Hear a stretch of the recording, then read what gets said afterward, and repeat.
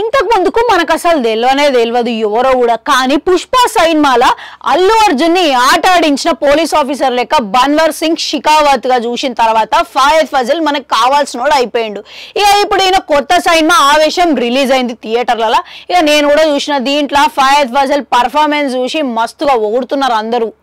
ఇక ఈ కథ విషయానికి వస్తే దీంట్లో ఈయన పేరు రంగా, పేరు మోసిన రౌడీ అనమాట. బెంగళూరు నుండి ఒక ముగ్గురు కుర్రోళ్ళు చదువుకోవడానికి కాలేజ్కి వస్తారు.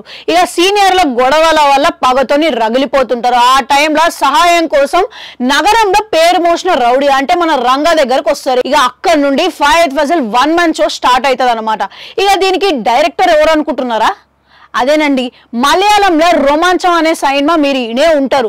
ఇక కేవలం ఒక్క రూమ్ లోనే తీసి 100 కోట్లు వసూలు చేసిన జిత్తు మాధవన్ దీన్ని డైరెక్ట్ చేయడం అనేది విశేషం అనే చెప్పాలి. ఇక ఈ సినిమా విషయానికి వస్తే సినిమా చూసిన తర్వాత ఫాయద్ ఫజిల్ ని ఒక కొత్త కోణంలో చూసినట్టు ఆశ్చర్యంగా అనిపించింది.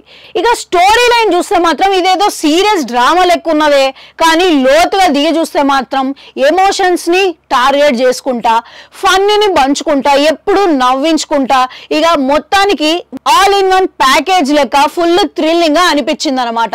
అంతేకాకుండా పీవీఆర్ ఐనాక్స్ మల్టీప్లెక్స్ లా థియేటర్ స్క్రీన్లు దొరక్క ఓపెనింగ్లు అనేవి జరంతా తగ్గినాయి. కానీ ఇక లేకపోతే ఆవేశం ర్యాంపేజ్ అనేది మామూలుగా ఉండేది కాదని అందరూ అనుకుంటున్నారు. ఇక అదొక్కటే కాకుండా దీని రిజల్ట్ చూసినాక మన తెలుగులో కూడా రిలీజ్ చేద్దామని టాలీవుడ్ ప్రొడ్యూసర్లు ఎగవడి అనుకుంటున్నారు. ఇక మొత్తానికైతే రీమేక్ కంటే డబ్బింగ్ రూపంలో ఇది వస్తే బెటర్ అనిపిస్తున్నది. ఇక మీకేమనిపిస్తున్నది కామెంట్ సెక్షన్ లో కమెంట్ పెట్టురి. అట్లా అడుగు అంటుంటారు, అది కూడా నొక్కురి. మళ్ళొస్తా.